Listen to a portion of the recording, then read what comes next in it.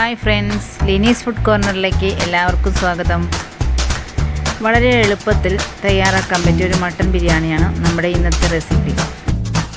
മാത്രമല്ല തുടക്കക്കാർക്ക് പോലും പെട്ടെന്ന് ചെയ്യാൻ പറ്റിയ രീതിയിലാണ് ഞാനിതിപ്പോൾ ഇവിടെ തയ്യാറാക്കുന്നത്.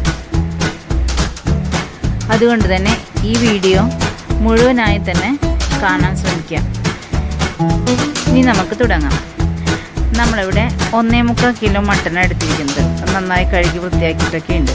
അതിലേക്ക് നമ്മൾ 1 സ്പൂൺ മുളക് പൊടി ഇടുക, 1/2 സ്പൂൺ മഞ്ഞൾപ്പൊടി ഇടുക, പിന്നെ ആവശ്യത്തിന് ഉപ്പ് ചേർക്കുക, പിന്നെ 1 കപ്പ് തൈര് ചേർക്കുക, കൂടെ 1 പിടി മല്ലിയില, 1 പിടി പുതിനയില, പിന്നെ 5 സ്പൂൺ ബിരിയാണി മസാല. ഇതെല്ലാം ചേർത്ത് നല്ലതുപോലെ ഒന്ന് തിരുമ്മി കൂട്ടി ഒരു 3/4 മണിക്കൂറോളം വയ്ക്കുക.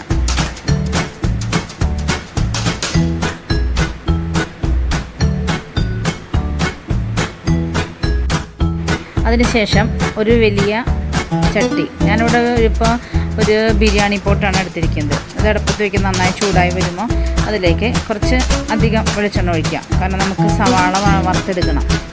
അതിലേക്ക് നമ്മളൊരു 3 സവാള ശരിക്കും നേരിതാക്കി അരിഞ്ഞിട്ട് ഒരു ബ്രൗൺ ഷെയ്ഡ് ആവുന്ന വരെ ഒന്ന് വറുത്ത് വരിക. ഒത്തിരി കരിയാൻ നിൽക്കരുത്. ബ്രൗൺ ഷെയ്ഡ് ആവുമ്പോൾ തന്നെ കോരിയെടുക്കണം. ഇപ്പോൾ നമ്മുടെ സവാള നന്നായി ഒരു ഗോൾഡൻ ബ്രൗൺ ആയി വന്നിട്ടുണ്ട്. ഇനി നമുക്കത് കോരിയെടുത്ത് അതിലേക്ക് കുറച്ച് കശുവണ്ടി പരിപ്പ് ഇട്ട് കൊടുക്കാം. ഇതും ഇതുപോലെ തന്നെ ഒരു ലൈറ്റ് ബ്രൗൺ ആകുമ്പോൾ നമുക്ക് കോരിയെടുക്കാം.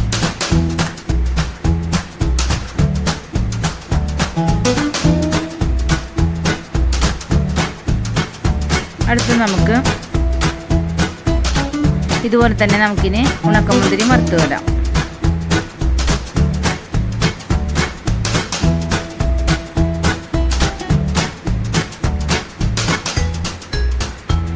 ഇനി നമുക്ക് ഈ പാത്രത്തിൽ തന്നെ നമുക്ക് സവാള വഴറ്റാനിടാം.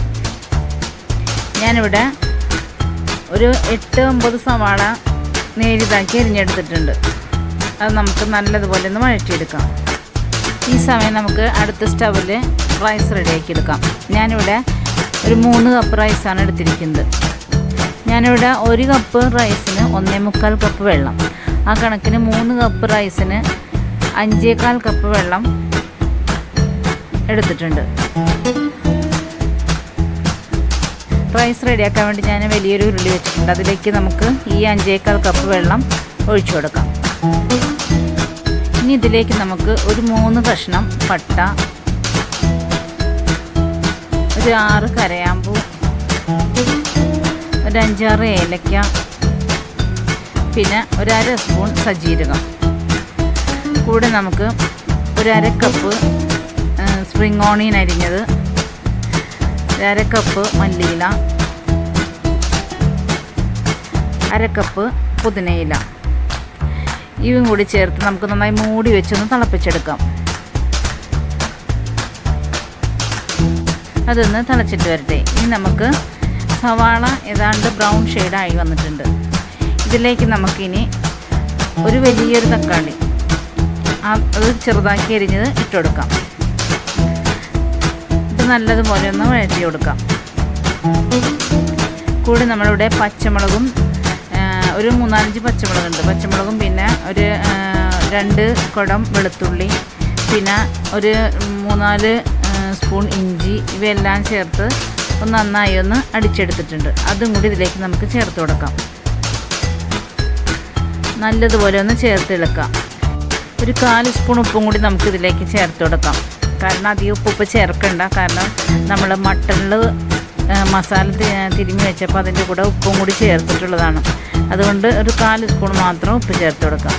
ഇപ്പം നമ്മുടെ സവാളയൊക്കെ ശരിക്കും മൂത്ത് വന്നിട്ടുണ്ട്. ഇനി നമുക്ക് മസാല തിരുമ്മി വെച്ചേക്കുന്ന മട്ടൺ ഇതിലേക്ക് ചേർത്ത് കൊടുക്കാം.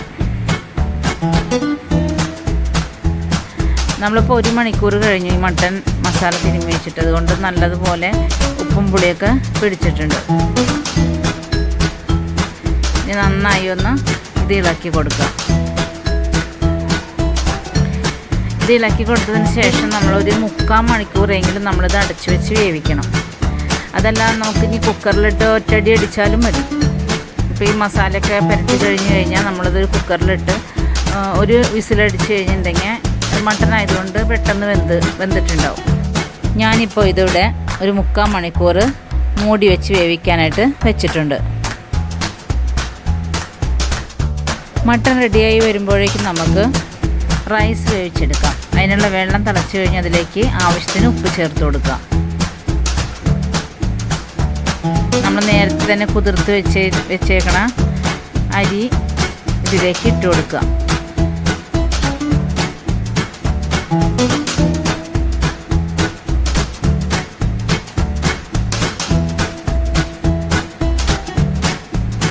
എന്നിട്ട് നല്ലതുപോലെ ഒന്ന് ഇളക്കി യോജിപ്പിച്ച് ഒന്ന് മൂടി വെച്ച് വേവിച്ചെടുക്കണം. ആദ്യം നമ്മൾ ഫുൾ ഫ്ലെയിമിൽ തന്നെ ഇടുക. തിളച്ച് കഴിഞ്ഞിട്ടുണ്ടെങ്കിൽ നമ്മളതൊരു മീഡിയത്തിൽ ഇട്ട് കൊടുക്കുക. അതല്ലെങ്കിൽ പെട്ടെന്ന് ഇതിൻ്റെ വെള്ളം വറ്റിപ്പോവും, അരി വേവാദ്യം വരും. ഇതിപ്പോൾ തിളച്ച് വന്നിട്ടുണ്ട്. ഇനി നമുക്കിത് മൂടി വെച്ച് ഒരു മീഡിയം ഫ്ലെയിമിലിട്ട് വേവിച്ചെടുക്കാം. കൂടെ നമുക്ക് ഒരു ബേ ലീഫും കൂടെ ഇതിലിട്ട് ഒന്ന് മൂടി വെച്ച് വേവിക്കാൻ വയ്ക്കാം. ഇനി നമുക്ക് മട്ടൺ എന്തായെന്ന് നോക്കാം. ഇപ്പം നന്നായി തിളച്ച് ഒരു വിധം വെന്ത് വന്നിട്ടുണ്ട്. ഇനി നമുക്ക് ഈ വെള്ളം ഒന്ന് വറ്റിച്ചെടുക്കണം. ഇനി നമ്മളത് തുറന്ന് വെച്ച് തന്നെ നല്ല ഫുൾ ഫ്ലെയിമിലിട്ട് വേവിച്ചെടുക്കുക. അപ്പോഴേക്കും നമ്മുടെ അരി ഇവിടെ വെന്ത് വന്നിട്ടുണ്ട്. ഇനി ബേ ലീഫും പട്ടയൊക്കെ നമുക്ക് ഇതിൽ നിന്ന് എടുത്ത് മാറ്റാം.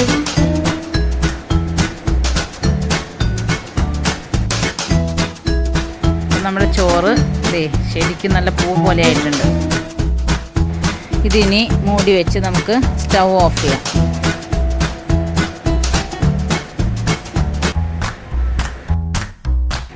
ഇനി നമുക്ക് കറി നല്ലതുപോലെ ഒന്ന് ഇളക്കി കൊടുക്കാം.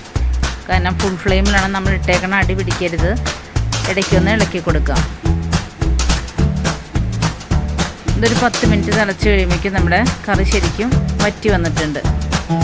ഇനി നമ്മൾ ഒരു ദോശക്കല്ല് വെച്ചിട്ട് അതിന് മേലെ ഒരു വലിയ പാത്രം വെച്ച് അതിലേക്ക് നമുക്ക് ബിരിയാണി സെറ്റ് ചെയ്യാം. അടി കരിഞ്ഞു പോകാതിരിക്കാൻ വേണ്ടിയാണ് നമ്മൾ ഈ കനമുള്ള ദോശക്കല്ല് താഴെ വെച്ചിരിക്കുന്നത്.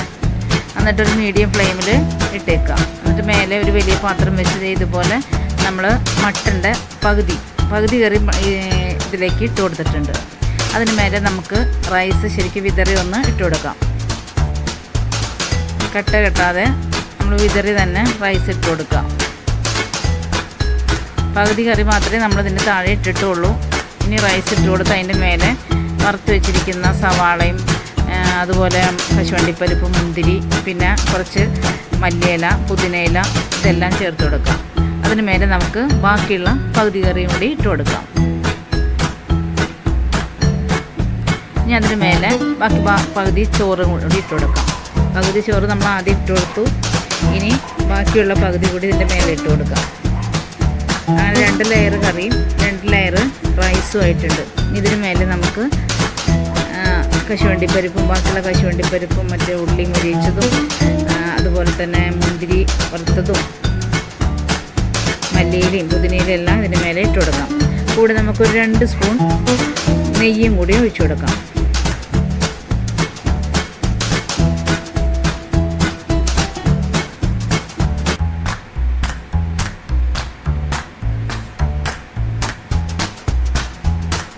എന്നിട്ട് മൂടി വെച്ച് ഒരു 10 മിനിറ്റ് കരിഞ്ഞു പോവില്ല. കാരണം താഴെ നമ്മൾ കട്ടിയുള്ള ദോശക്കല്ല് വെച്ചുകൊണ്ട് ഇത് കരിഞ്ഞു പോകാൻ സാധ്യതയില്ല.